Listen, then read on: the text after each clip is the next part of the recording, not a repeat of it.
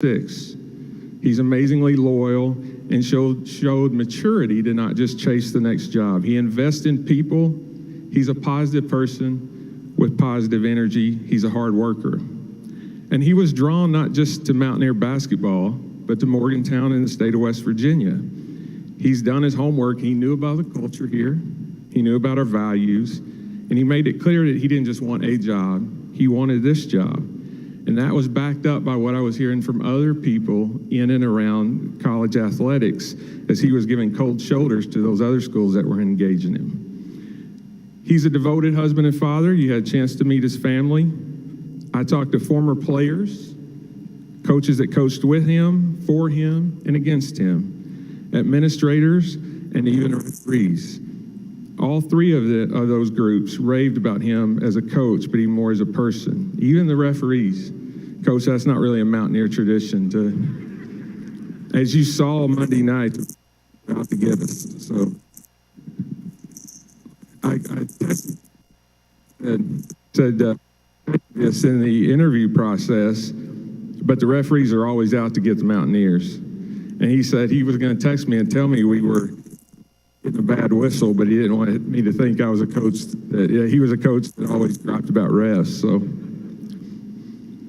all of those conversations and qualities were important as we searched to find a leader that could rally our fan base, represent our state and our tradition. During the interview process, it was clear to us that he was the perfect candidate for West Virginia.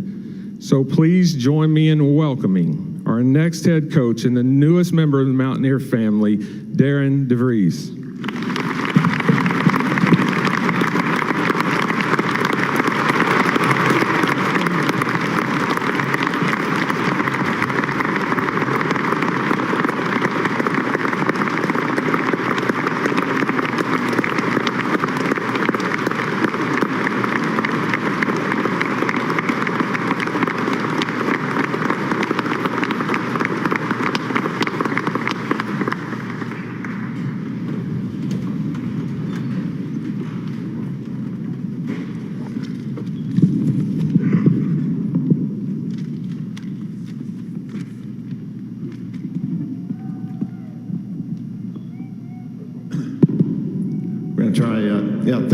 Thank you all. Wow, thank you for being my family. Sometimes you got to go to Plan B. So,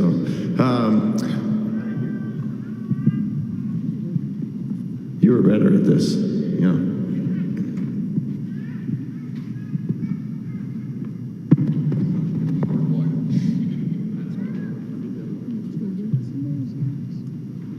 Perfect. There we go. Halftime adjustments.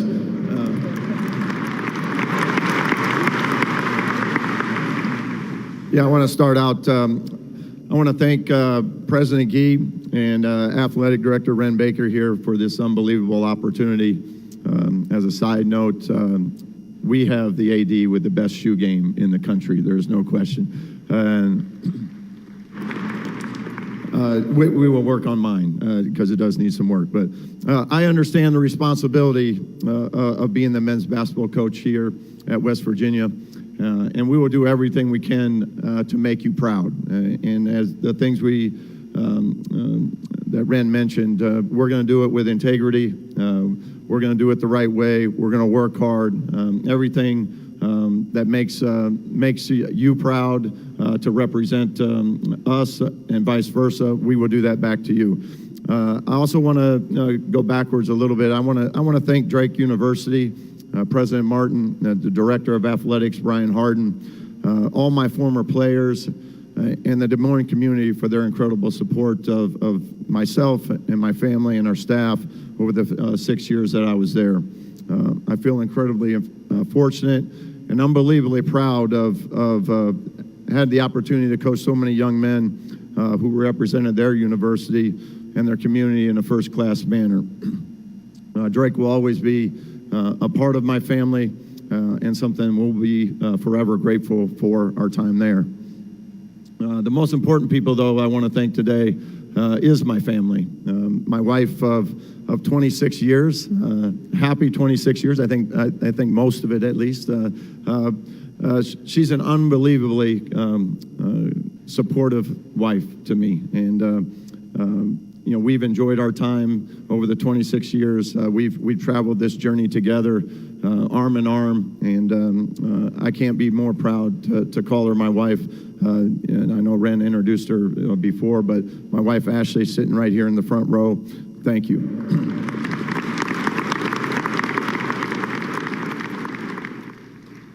She's also given me two incredible children. My daughter Tatum, who is a freshman in high school right now. If you'd stand up, Tatum, one more time, just give a big round of applause.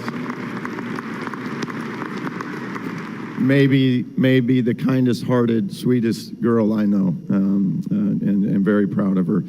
Also have my son Tucker, if he could stand up.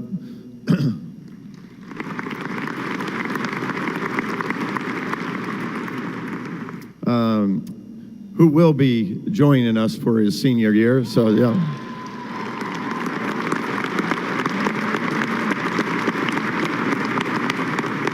It's always nice when you get your first recruit, so I had to work hard this morning to get that one done. But we are all incredibly ecstatic to be here, to be a part of this community, and cannot wait to meet everyone on a first-hand basis, because this was a family decision.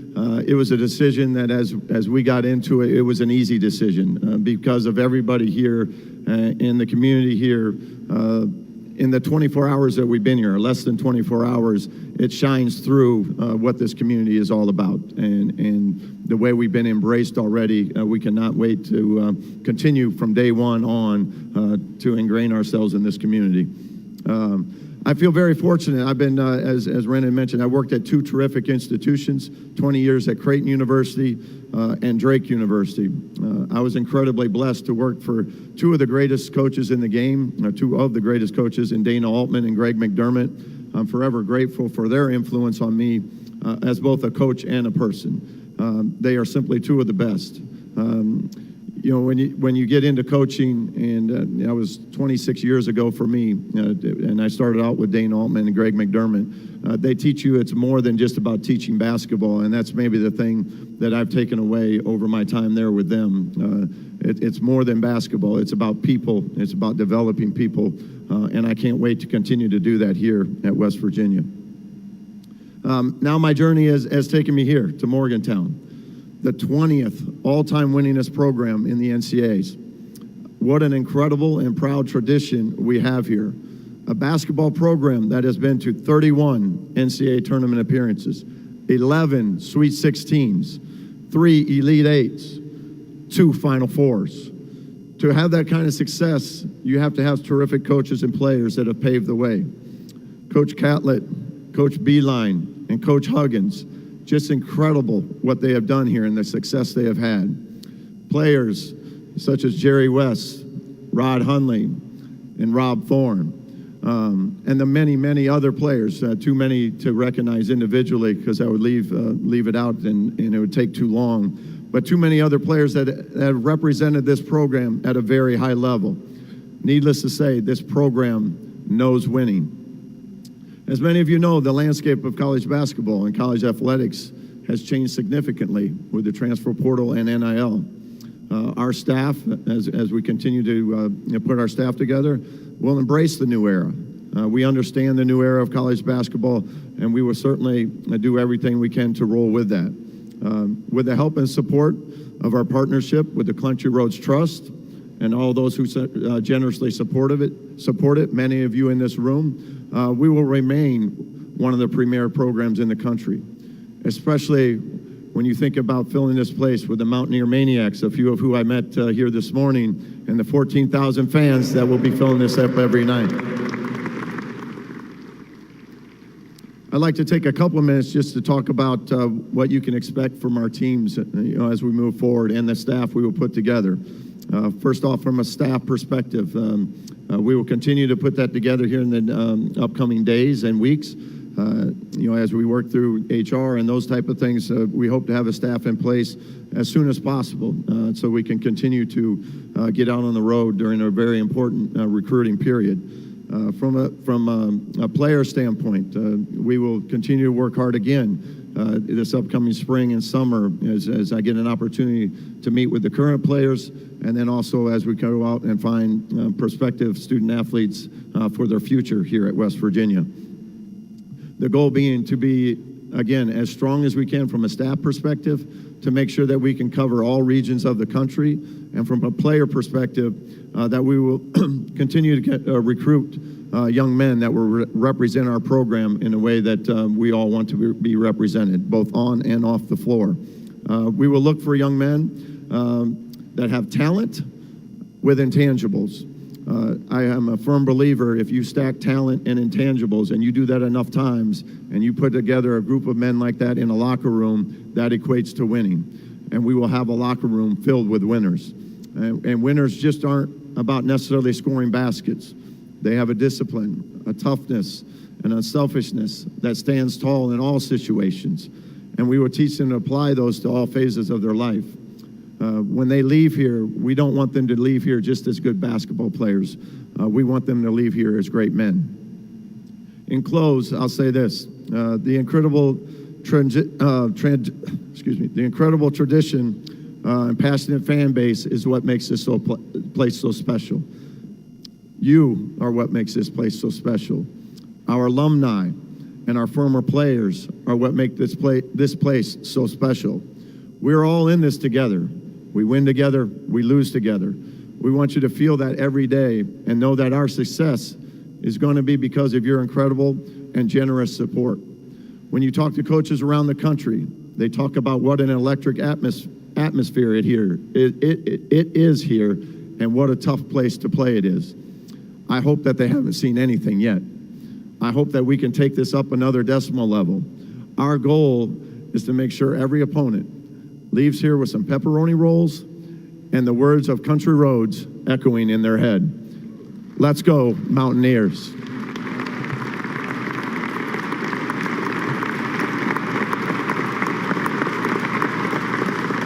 Thank you very much, Darren. We will open it up now to questions from the media.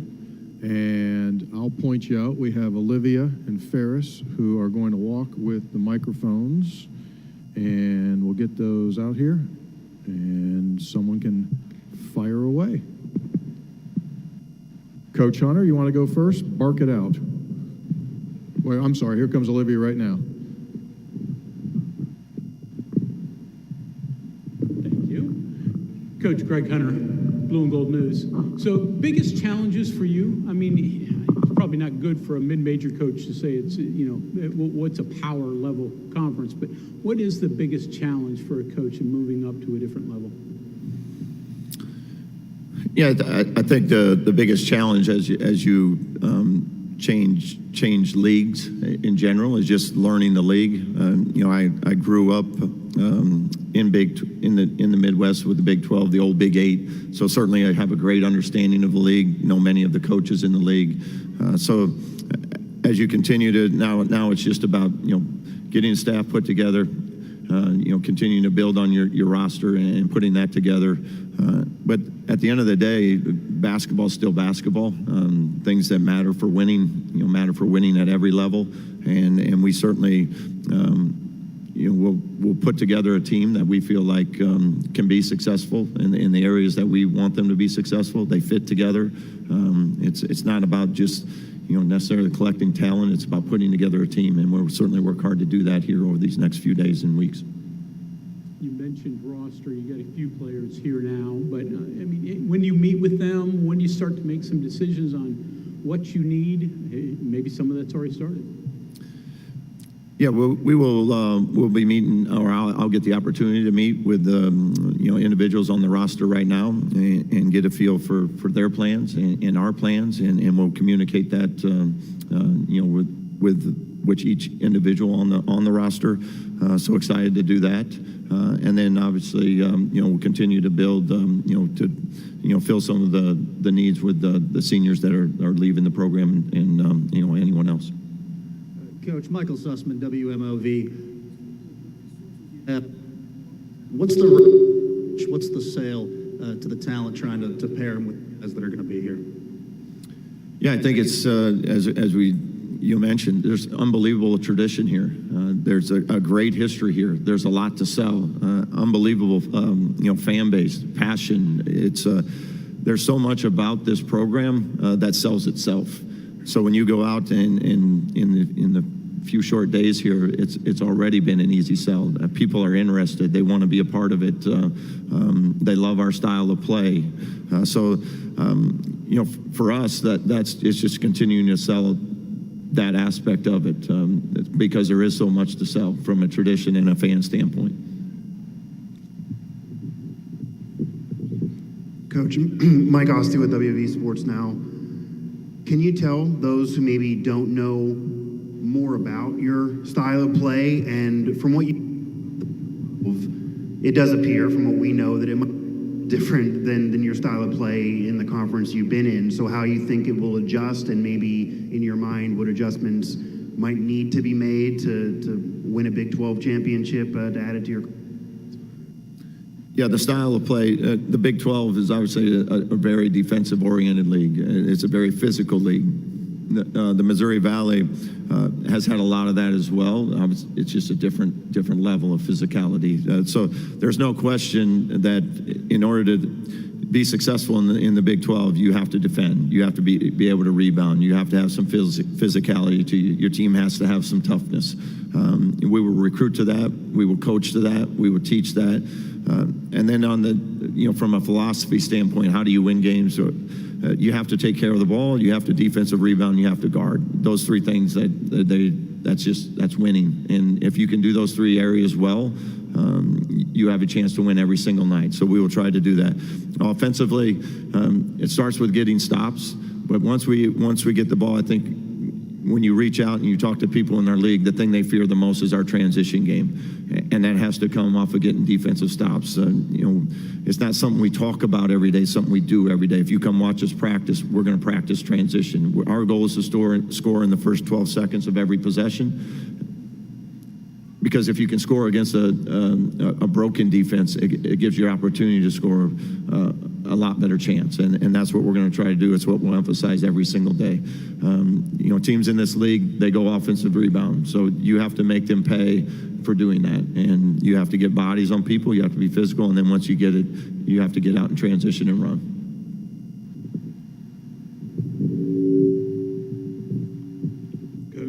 Ethan Bach with West Virginia Sports Now. Just kind of in this newer era, we're acclimated a little bit now, but just how do you navigate the transfer portal, and then how do you find a balance between what you're looking for in a high school recruit compared to a transfer recruit? Yeah, what we're looking for is we want players that want to be at West Virginia. We want players that want to be here because they want to be a part of what we have here, this fan base, this community, this school. They want to be a part of our program, and they want to be here for all the right reasons and embrace that. From a portal and a high school perspective, we will do a combination of both. 5 years ago, I think you were 80%, high school, and now that's changed just a little bit. That's just the world. You have to evolve with it from a recruiting standpoint. So the portal is incredibly important. The spring recruiting period is important, but we're also not losing sight of, we want to continue to build from within, find very talented, high school players that want to be here and fit this, and then retain them and have them have a great experience during the course of their career here.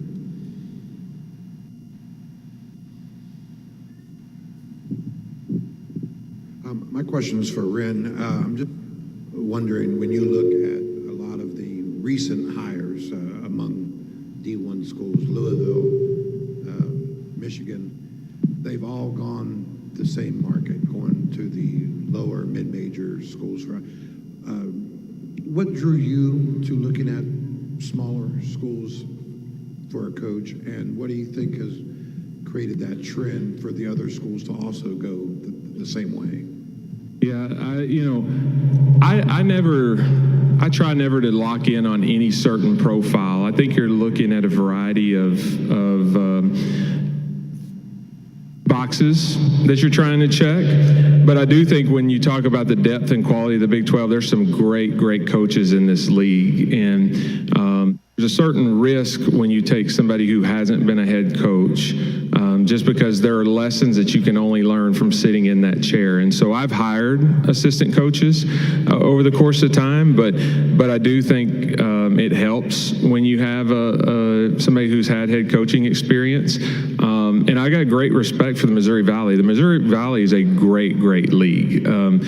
You can go back in time and see a lot of postseason and success and history and tradition in that conference. And I have a lot of respect for the job that Coach did at Drake. I know what that job was when he took it over, and it was not a very good job, and he's turned it into a good job. It's a much more attractive job today. So in my mind, that's what made him the best candidate. We looked at a lot of different people and profiles, but I think he is the one that checked all of the boxes that we were looking for.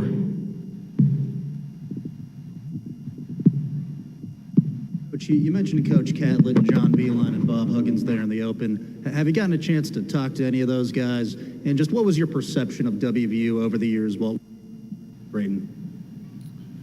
Yeah, I got a chance to reach out to all three of them.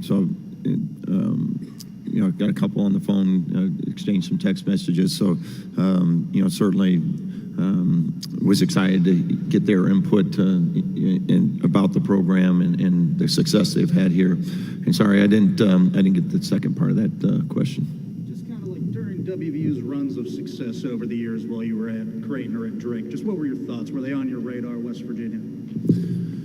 Yeah, the success is, I mean, it speaks for itself. And unfortunately, some of their success came at our expense. About 19 years ago, I was talking to Gansey about they had beaten us, Creighton at the time, in the NCAA tournament in a very close game. There's a couple controversial calls there, but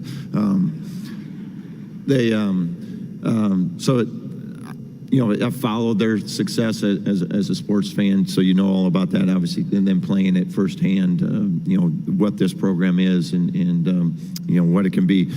Didn't know all the ins and outs until, you know, really started digging into it, and it was like, this is an unbelievable situation. You know, there's so many things here that are in place.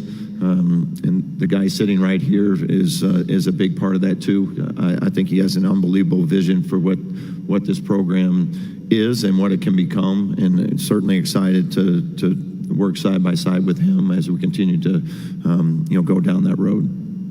Darren, so now that you brought it up, I got to ask you about that NCAA tournament game. Nate Funk didn't call you, tell you not to take this job, not to have anything to do with West Virginia. What are your memories of that moment in Cleveland? Well, he should have made the shot, first of all. I think it was actually on Gansey. He didn't really close out properly, I didn't think, so we certainly had a chance there. But, yeah, no, it's funny, we joke about it. I told him there's kind of a 20-year statute of limitations, and we're not there yet, so I haven't quite forgiven him. I got one more year left to hold a grudge about that loss. I hang on to him a little longer than most people, but we're getting closer.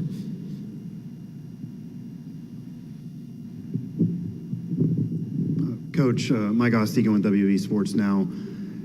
You obviously won a lot at Drake, and you kind of started winning right away. This program, despite a rich history, is coming off of a season most fans probably would like to forget.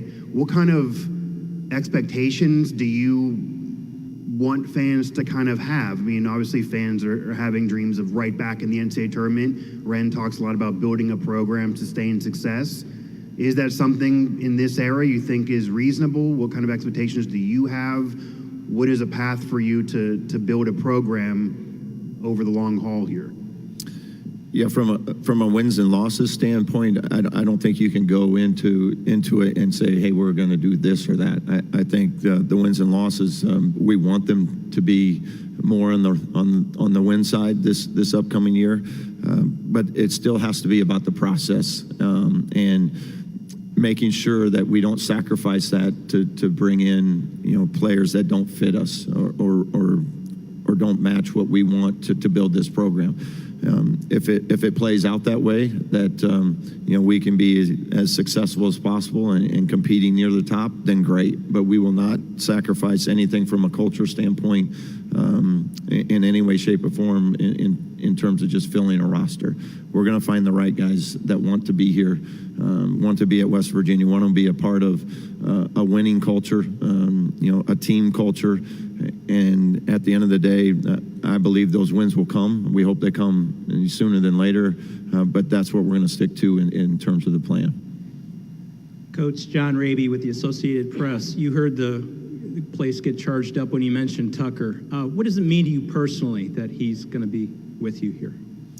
Yeah, the last 3 years, I've had an opportunity to coach your son. That's something in this profession you miss so much as they're growing up. Whether it be weekend tournaments or whatever. So the last 3 years, just from a dad perspective, I get a lot of that back and get to spend some day-to-day time. Now during practice and during games, he's back to player, and I'm back to coach. So he probably gets mad at me, and I get mad at him a little bit. But we've enjoyed this ride together, and can't wait for this opportunity. During his last year, for him to. Go out there and compete, with his new teammates and just love everything that there is, about this place, about this program, and competing with guys that all have the same ambitions, and that's to bring a Big 12 championship here to West Virginia. Coach John Antonik, WVUsports.com. I noticed in your bio, your brothers all played football. What happened? Yeah. You run them off the court? I've asked the same things. Obviously, they beat me to the mashed potatoes and gravy. I got left with the scraps. So, I have a football family, and I had to go a different route. I was like 140 pounds coming out of high school, so this was a better path for me. So. Serious note, you had other opportunities, obviously, and there's still jobs open. What made this job appealing as opposed to those other opportunities that you had? I said this a lot, and I know Ren mentioned it. I spent 20 years at Creighton University because that was the place that I loved. That was the place my family loved, and I wasn't going to leave Creighton University for just any job at the time, and I wanted the right one when I got my first head coaching job, and to me that was Drake University, and a place that I wanted to be. I felt like there was a vision there was a plan there, and then I spent the last 6 years there, and it was incredible. And I know when I took the job, I said it would take something pretty special. I'm from Iowa. I grew up in the Midwest. It was going to take something special to have me leave there. And when I talk to Ren and talk to people that know this program and this place and the people here, everything about it made sense to me, made sense to my family, that this was a place that we could see ourselves at for a very, very long time, a place that we felt we could enjoy as a family, enjoy as a basketball coach, enjoy being a part of this community. And obviously Ren was a big part of that too.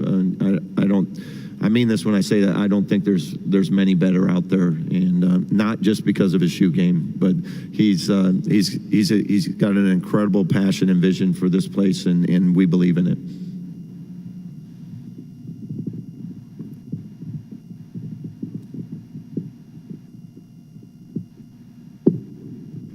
Darren, I'm Mike. I work for 24/7 Sports. Could you explain just the low turnover you've had and the number of transfers out in a time where that's just increasingly popular? Yeah, we've had success at Drake with retaining players. My hope is that we have that same success here. I think a lot of that has to do with it. They enjoyed their time within our program. They could have left. They could have taken more money. They could have gone to other places for something new, but they wanted to continue to finish out their careers and be a part of a team and a program that they love being at. And that's my goal here as well, is we want student athletes that love it here, just love being here. This is the place for them, and want to continue to finish their careers here.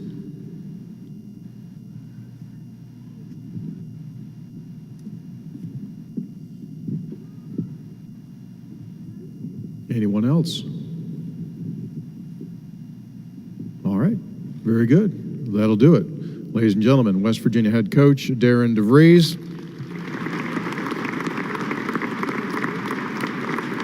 So before we go away here, as you alluded to and as Ren alluded to, when the game ends in victory here at West Virginia, there is the playing of country roads, which is one of the great traditions and one of the great highlights. As we begin to make our way out, first the pep band with the WVU fight song, and then country roads descended off, and Darren will be around for a little bit, so a little bit of a meet and greet. Thanks everyone for being with us here, and let's go Mountaineers.